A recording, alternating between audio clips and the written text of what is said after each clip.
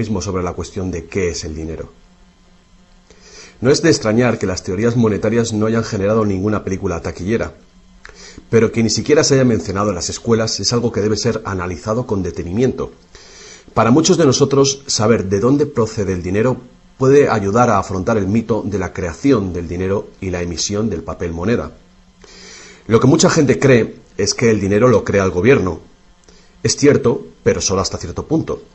Estos metales y papeles que generalmente asociamos al dinero son, en realidad, creados por una agencia ligada al gobierno federal, llamada la Casa de la Moneda. Pero la mayor parte del dinero no es creado por ella, sino que lo crean en grandes cantidades cada día corporaciones privadas conocidas como bancos.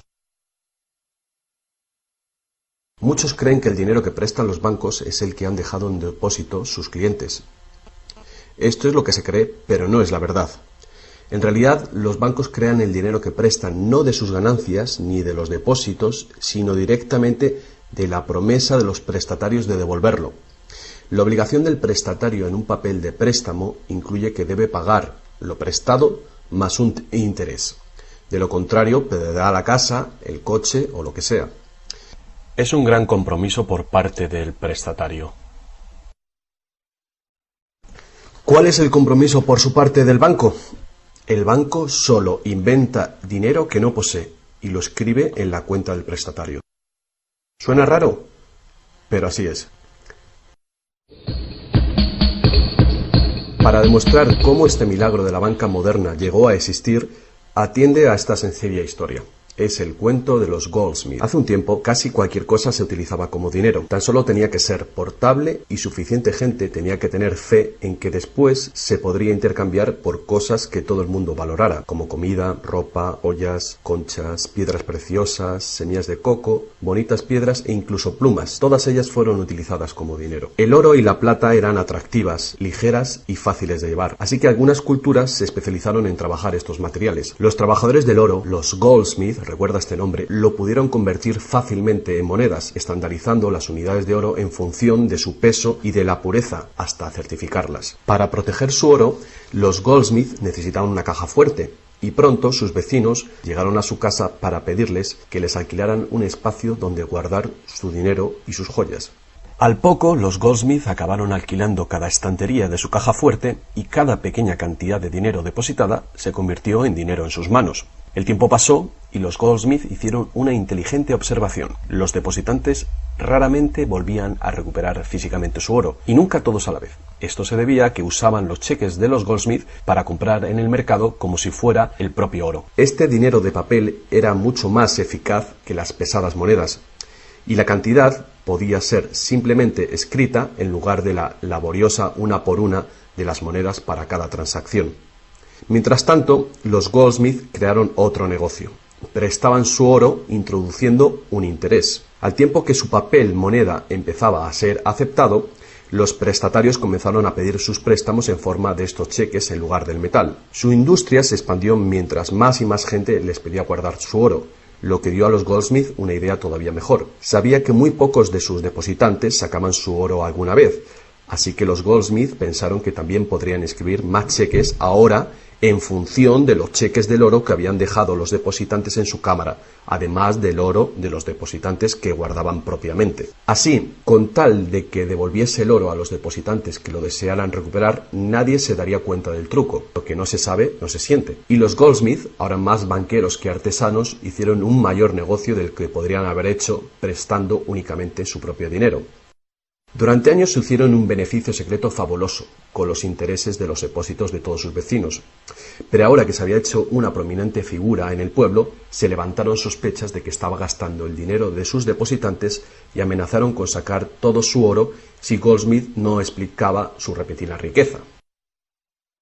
Al contrario de lo que se podría pensar, esto no afectó a su fortuna. A pesar de la duplicidad patente de su truco, su idea funcionó porque los depositantes no perdieron nada de su oro. Estaba seguro en la cámara de Goldsmith. En vez de sacar su oro, los depositantes acordaron que Goldsmith, ahora convertido en su banquero, debía compartir la fortuna que habían contribuido a crear, otorgándoles un interés por su oro. Esto fue el comienzo de la banca. El banquero pagaba un pequeño interés por el depósito del dinero de otra gente que después prestaba a un interés mayor. La diferencia cubría los costes de operación del banquero y su beneficio. La lógica del sistema parecía sencilla y cubría la necesidad de las personas de crédito. Pero esta no es la manera en la que trabaja la banca hoy en día. El banquero Goldsmith no estaba del todo contento con lo que ganaba, después de descontar el interés que pagaba a los depositantes, y la demanda de crédito crecía con fuerza, mientras los europeos se expandían por América. Sus préstamos estaban limitados por la cantidad de oro que permanecía en su caja. Ahí es cuando tuvo una idea todavía mejor. Como nadie sino él sabía cuánto oro había en la caja, podía hacer cheques sobre dinero que ni siquiera existía. Como los prestatarios no iban a retirar su oro con sus cheques al mismo tiempo, ¿cómo iba alguien a darse cuenta de este truco? Esta nueva cara del negocio funcionó muy bien, y el banquero se hizo inmensamente rico con los intereses de un oro que ni siquiera existía. La idea de que el banquero creaba dinero de la nada era demasiado extraordinaria para creerla. Por lo tanto, el fraude no fue descubierto por la gente durante mucho tiempo. El poder de crear dinero hizo que el banquero se sintiese prepotente, como podrás imaginar. Pero con el tiempo, la cantidad de los préstamos del banquero y su escandalosa riqueza hizo que una vez más se levantara sospechas. Algunos clientes empezaron a reclamar su oro en lugar de la representación en papel. Los rumores se propagaron y todos los demás depositantes acudieron reclamando su oro. El juego se acabó. La marea de propietarios de cheques intentando recuperar su oro creó largas colas, y el banquero no tenía oro y plata suficiente para devolver a sus legítimos propietarios. Esto se llama el pánico de los ahorradores, y es lo que todo banquero teme que suceda. Este fenómeno puede suceder en un determinado banco, pero afecta a la confianza del público en todos los demás banqueros. Todo hubiera sido mucho más fácil si, antes que nada, se hubiera prohibido la creación del dinero desde la nada. Pero las grandes cantidades de crédito eran esenciales para la expansión de los países europeos. Así que, en lugar de prohibir esta práctica, fue legalizada y regulada. Así que los banqueros acordaron poner límites a la cantidad de dinero fraccionado que pudieran hacer. El límite sería mucho mayor que el verdadero valor del oro y plata depositados. Lo normal era $9 artificiales por $1 en oro, es decir, real. Estas disposiciones fueron controladas mediante inspecciones por sorpresa. También se acordó que, en caso de un crack financiero, los bancos centrales apoyarían a los locales con inyecciones de dinero en oro. Solo si cracks en diferentes bancos al mismo tiempo se produjeran y la burbuja de créditos del Banco Central explotara, el sistema podría hacerse añicos y destruirse.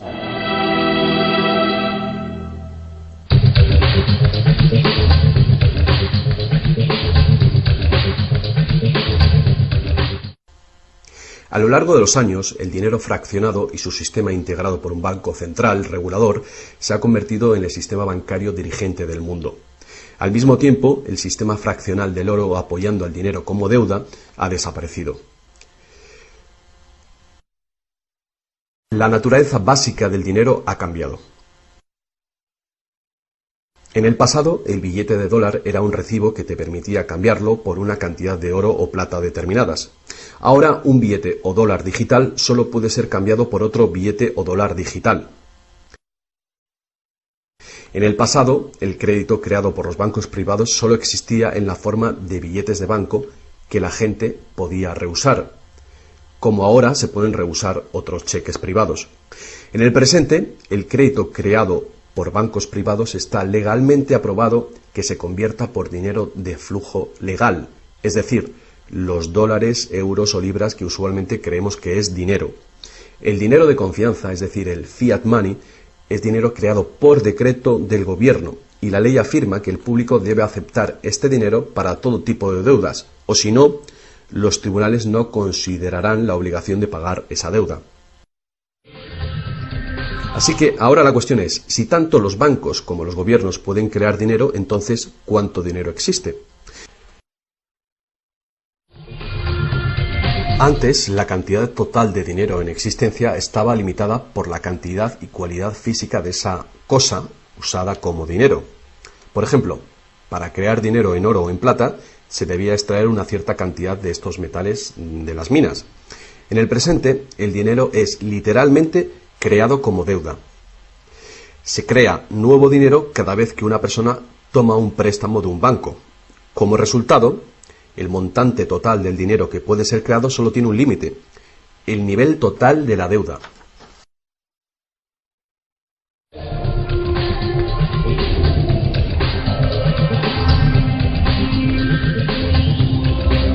Los gobiernos ponen una disposición adicional para limitar la creación de dinero, imponiendo reglas conocidas como requerimientos fraccionales de la reserva. Son arbitrarias en su misma esencia. Estos requerimientos varían de un país a otro y de un tiempo a otro. En el pasado se obligaba a los bancos a tener al menos $1 en oro por cada $10 creados.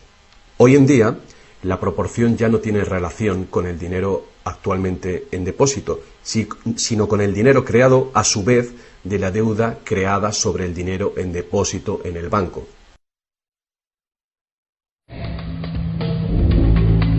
Actualmente, las reservas de un banco consisten de dos cosas: la cantidad del dinero del Estado o equivalente más la cantidad existente de dinero deuda que el banco tiene en depósito. Para ilustrar esto de una manera simple, imaginemos que ha abierto un banco nuevo y todavía no tiene depósitos. Los inversores en este banco han hecho un depósito de $1.111,12. Este es el dinero existente en el Banco Central, que llamaremos principal. La proporción de dinero en reserva es de 9:1. Paso 1. Las puertas se abren y el banco da la bienvenida a su primer cliente. Necesita $10.000 para comprar un coche. Con la proporción de 9:1, el nuevo banco necesita que el Banco Central le permita crear 9 veces esa cantidad, o $10.000, desde la base de la deuda contraída por la solicitud de préstamo del cliente. Esos $10.000 no se sacan de ningún lado. Es nuevo dinero simplemente tecleado en un ordenador como crédito del banco en la cuenta del cliente. El cliente tiene que firmar ese crédito para conseguir el dinero para comprarse el coche. Paso 2. El vendedor entonces deposita estos 10.000 nuevos dólares creados en el banco.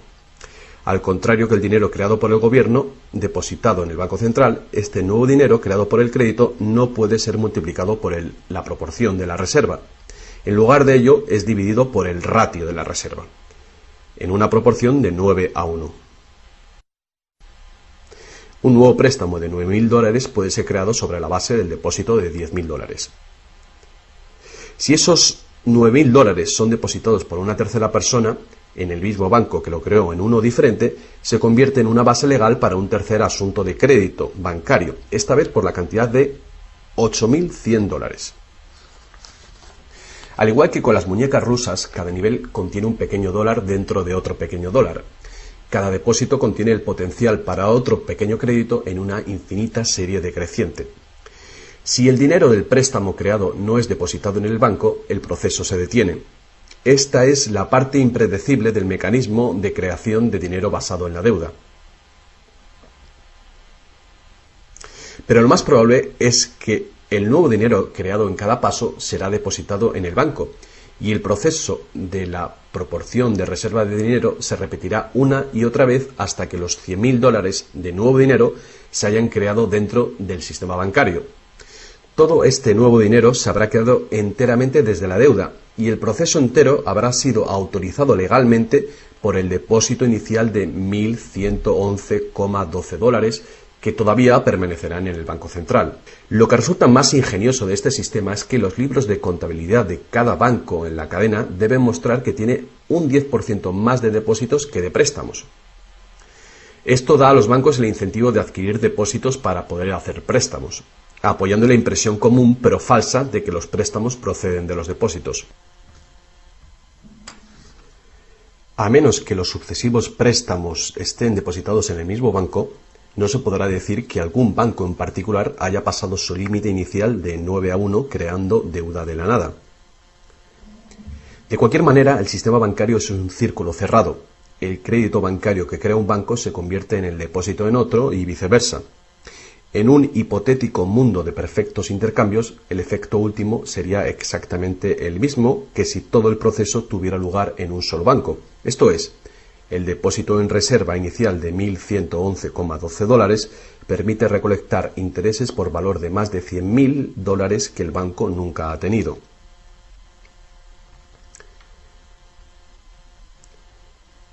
Si esto te resulta extraño, atiende esto.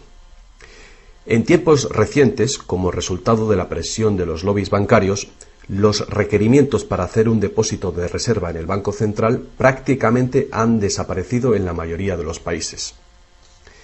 Y las proporciones de reserva pueden ser más altas que 9:1. Para algunas cuentas, 20:1 y para otras 30:1 son comunes. E incluso más recientemente, usando tarifas para los préstamos y así aumentar los ratios de requerimientos de reservas de los clientes, los bancos ahora han encontrado una manera de eludir las limitaciones de los requerimientos de la reserva fraccionaria por completo. Así que cuando las reglas son complejas, el sentido común real es bastante simple. Los bancos pueden crear tanto dinero como nosotros podemos pedir prestado.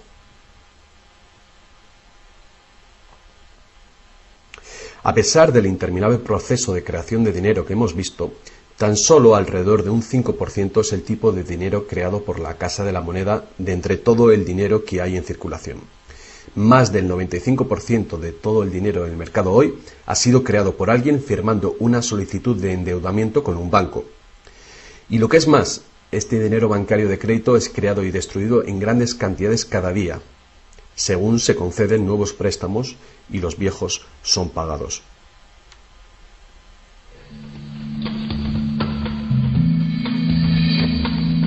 Los bancos solo pueden ejecutar este sistema del dinero con la participación activa del gobierno. Primero, porque los gobiernos emiten leyes de divisas para hacer legal la moneda de confianza nacional, el fiat money. Segundo, porque los gobiernos permiten créditos privados para que sean pagados en esta moneda de curso legal. Y tercero, porque los tribunales estatales dan vigor a las deudas. Por último, los gobiernos aprueban regulaciones para proteger el funcionamiento del sistema monetario y su credibilidad ante el público sin hacer nada para contar a la ciudadanía de dónde procede el dinero. La verdad desnuda es que cuando firmamos la solicitud de una hipoteca o de un préstamo, nuestra firma promete un pago avalado por los bienes que daremos si no conseguimos pagarlo. Y estas son las únicas cosas de verdadero valor envueltas en la transacción. Cualquiera que crea que cumpliremos con la obligación la puede considerar como un bien o valor intercambiable o vendible. Es una deuda y por lo tanto una forma de dinero.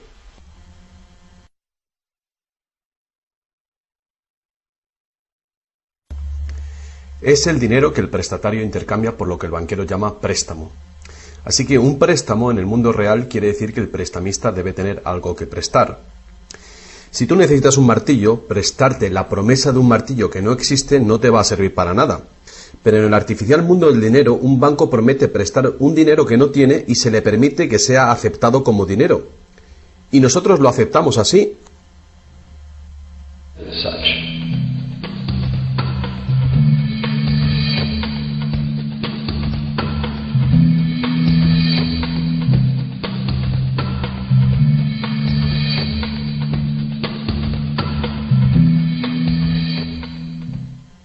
Una vez que el prestatario firma la solicitud de préstamo, el banco lo consigna como una transacción en su ordenador, con unas cuantas claves, escribiendo una deuda del prestatario con el banco.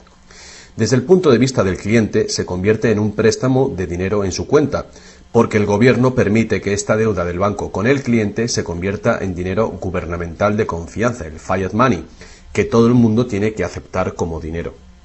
Otra vez, la verdad básica es muy sencilla. Sin el documento que el prestatario firma, el banquero no tendría nada que prestar. ¿Alguna vez te has preguntado cómo todas las instituciones, el gobierno, las corporaciones, los pequeños negocios, las familias, pueden estar todos en deuda al mismo tiempo y por esas cantidades tan astronómicas? ¿Alguna vez te has preguntado cómo puede haber tanto dinero al mismo tiempo para prestar? Bien, ahora ya lo sabes. No lo hay. Los bancos no prestan dinero, simplemente lo crean de las deudas, y esa deuda es potencialmente ilimitada, tanto como la emisión de moneda. Y la situación opuesta también es verdadera. ¿No es asombroso que a pesar de la increíble riqueza de recursos, de innovaciones y productividad que nos rodean, casi todos, desde los gobiernos hasta las compañías y los individuos, estén en graves deudas con los banqueros? Si la gente se parara a pensar cómo esto puede suceder, ¿cómo puede ser que la gente que produce la verdadera riqueza en el mundo estén en deuda con aquellos que únicamente prestan el dinero que representa la riqueza? Todavía más alucinante es que una vez que te das cuenta de que el dinero en realidad es deuda, nos damos cuenta de que si no hubiera deuda, no habría dinero. Los bancos solo crean la cantidad del dinero principal, no crean el dinero con el que pagar los intereses. ¿De dónde se supone que viene todo este dinero? El único lugar del cual los prestatarios pueden obtener el dinero para pagar los intereses es del total del dinero que hay en circulación. Pero resulta que casi todo ese dinero general ha sido creado de la misma manera. Es decir, como crédito bancario que tiene que ser pagado con más dinero de aquel con el que fue creado. Así que por todas partes hay prestatarios en la misma situación, intentando obtener el dinero para pagar tanto el dinero principal como el interés. Desde un fondo original, la piscina, que solo tiene dinero principal, es claramente imposible para cada uno pagar el dinero principal más los intereses, porque el dinero del interés no existe. Esto se puede expresar con una simple ecuación matemática. El gran problema aquí es que en caso de préstamos de largo plazo como hipotecas y deuda pública, el interés total excede mucho al dinero principal. Así que, a menos que un montón de nuevo dinero sea creado para pagar los intereses, es decir, un gran número de nuevas hipotecas, no podrá funcionar la economía. Para mantener una sociedad que funcione, la proporción de cancelaciones de deudas tiene que ser baja. Así que para conseguir esto, más y más dinero deuda tiene que ser creado para satisfacer la demanda de dinero con el fin de servir el interés de la deuda previa. Pero por supuesto, esto hace que el nivel de la deuda sea todavía mayor y que más intereses tengan que ser pagados, resultando en una escalable e imparable espiral de endeudamiento.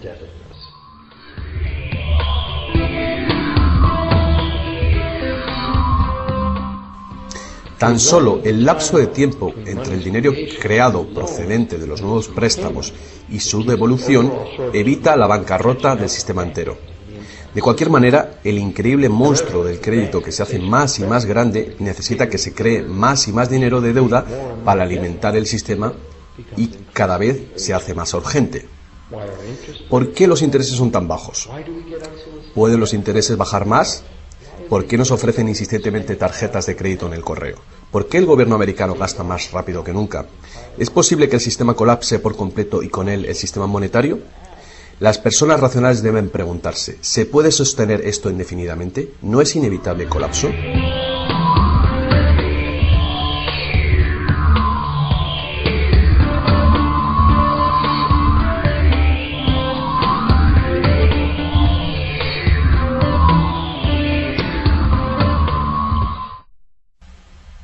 El dinero facilita la producción y el intercambio de bienes.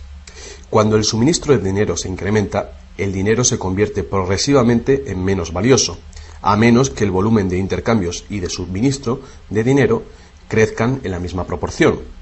Hasta que nos damos cuenta de esto, cuando escuchamos que la economía crece a un 3% por año, creemos que lo hace en una constante regular, pero no es así. El 3% de este año representa un 3% más de intercambio de bienes y servicios que hace un año, porque es un 3% del nuevo total. En vez de una línea recta como imaginamos sobre las palabras, es una curva exponencial que es cada vez más inclinada. El problema, por supuesto, es que el crecimiento perpetuo de la economía real requiere un perpetuo y escalable uso de los recursos naturales. Más y más cosas tienen que ir desde los recursos naturales hasta los basureros cada año para evitar que el sistema colapse. ¿Qué podemos hacer ante esta terrorífica situación? Una cosa, necesitamos un nuevo concepto del dinero. Es tiempo de que más gente se pregunte a sí misma y a sus gobiernos 4 preguntas muy simples.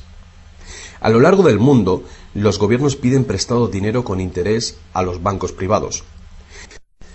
La deuda del gobierno es un componente principal dentro de la deuda total. El pago de esos intereses hace que el gobierno tenga que cargar a los ciudadanos con más impuestos. Ahora que sabemos que los bancos simplemente crean el dinero que prestan y que los gobiernos les han dado el permiso para hacerlo, la primera pregunta es: ¿por qué los gobiernos eligen pedir prestado a los bancos privados con interés cuando los propios gobiernos podían crear el dinero que necesitan sin ningún interés ellos mismos? Y la segunda gran cuestión es: ¿por qué se crea dinero como deuda? ¿Por qué no se crea dinero que circule permanentemente y que no tenga que ser represtado con intereses para existir? La tercera: ¿cómo puede un sistema monetario funcionar solamente con un crecimiento perpetuo y acelerado y poderse considerar una economía sostenible? ¿No es lógico que el crecimiento perpetuo y acelerado y la sostenibilidad sean incompatibles? Y finalmente, ¿qué es lo que hace que nuestro sistema económico sea tan dependiente del crecimiento perpetuo? ¿Qué es lo que necesitamos crear para que nuestra economía sea sostenible? Hubo un tiempo en el que cargar con interés al préstamo se llamaba usura y era susceptible de severas penas, incluida la muerte. Todas las grandes religiones prohibían la usura. La mayoría de los argumentos contra la práctica de la usura eran morales. Se entendía que la única función legítima del dinero era la de ser un medio de intercambio de bienes y servicios. Cualquier manera de ganar dinero procedente del dinero se consideraba labor de un parásito o de un ladrón. Sin embargo, al tiempo que aumentaban las necesidades de crédito en el comercio, el argumento moral cedió paso al razonamiento de que prestar representa riesgo y pérdida de oportunidad para quien presta, y por lo tanto, cobrar por este coste era justo. Hoy en día estas ideas parecen triviales. Actualmente la idea de ganar dinero del dinero se considera la mejor ocupación que hay. ¿Para qué trabajar si tu dinero puede trabajar por ti? Sin embargo, para tener un futuro sostenible, queda claro que el cobro de interés es un problema moral y práctico al mismo tiempo.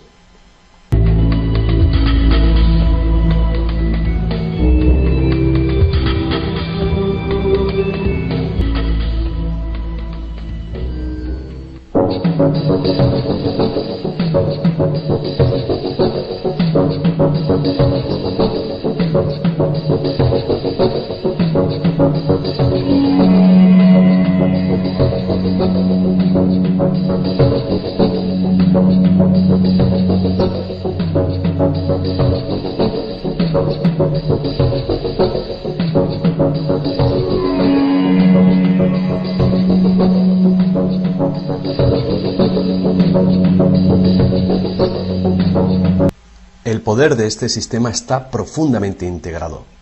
También lo está el silencio del tema entre los medios de información y en la educación. Hace años, un primer ministro canadiense hizo una encuesta entre centenares de personas, no economistas, especialistas altamente formados y personas de a pie. La encuesta reveló que ni un solo encuestado tenía un conocimiento preciso de cómo se crea el dinero. De hecho, descubrió que hasta los empleados bancarios ni siquiera habían contemplado alguna vez el asunto. ¿Y tú?